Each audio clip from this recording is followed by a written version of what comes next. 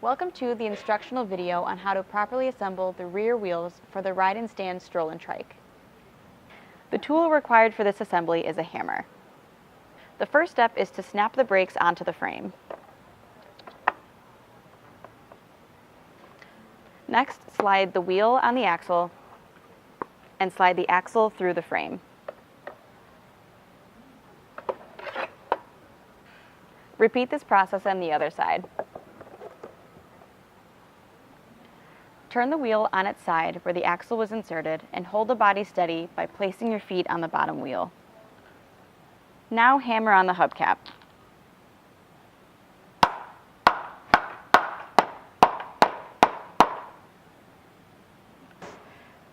Finally, turn the trike back to normal position.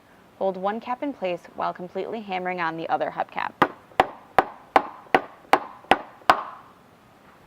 Thank you for watching the tutorial on how to properly assemble the rear wheels for the ride and stand Stroll and Trike.